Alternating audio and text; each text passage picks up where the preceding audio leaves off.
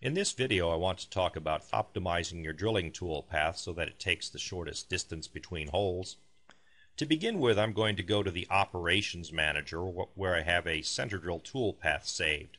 I'm going to right mouse click on it and then left mouse click on Regenerate Tool Path and reselect Geometry. Rather than choose the holes individually, I'm just going to click on Visible and then click on Done.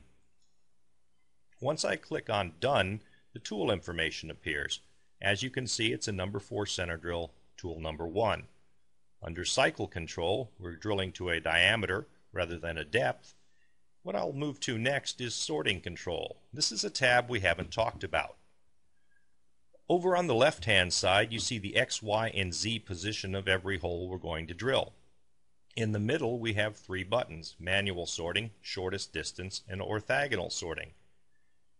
If I click on manual sorting, SURFCAM is going to either drill the holes in the order we selected them, that is if we choose them individually, or it's going to drill the holes in the order that they were created. If I go down to the bottom, I can click Calculate Toolpath Length, and I'll get an idea of the total distance the tool is going to travel from the first hole to the last hole. If I want to see what this looks like before applying the operation, I can click on this button up here, Preview the Toolpath, and it will show me a preview of what's going to happen. As you can see, that doesn't look like a very efficient toolpath. Since we selected Visible, it's drilling the holes in the order that they were created. I'm going to press Escape and go back to the sorting control. Next, I'm going to click on the Shortest Distance button. Down at the bottom, I'm going to click on Calculate Toolpath Length again. Now we reduce our total travel by about 30 inches. So what does this look like?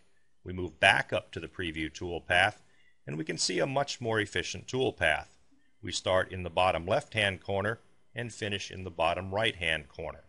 There's no wasted motion, and it looks pretty good. I'm going to press Escape and try one more thing. That one more thing is orthogonal sorting.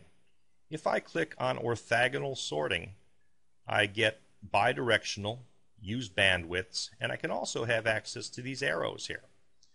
I'm going to just say orthogonal sorting, bidirectional, which means the toolpath can drill in one direction as well as another, and I'm going to calculate toolpath length. We're about 10 inches more, but let's see what that looks like. You see the tool starts in the bottom left corner, moves to the bottom right corner, and then comes back across. So you get the idea that orthogonal sorting is going to drill in a linear fashion rather than a back and forth or sort of a random fashion. I'm going to press Escape now.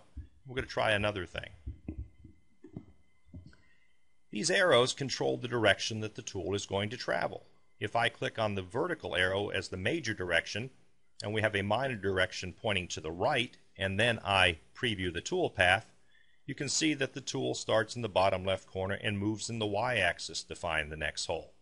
Then moves over across in a x direction and drills the next hole, and so on, moving from left to right. If I press Escape, we can go back to the sorting control. There's also a button that says Use Bandwidths. What Use Bandwidths does is it sets a width that you're going to look for holes. If I say Use Bandwidths and look within a range of 2 inches and click Calculate Toolpath Length, we reduce the toolpath length by about 5 inches. Let's preview this and see what happens.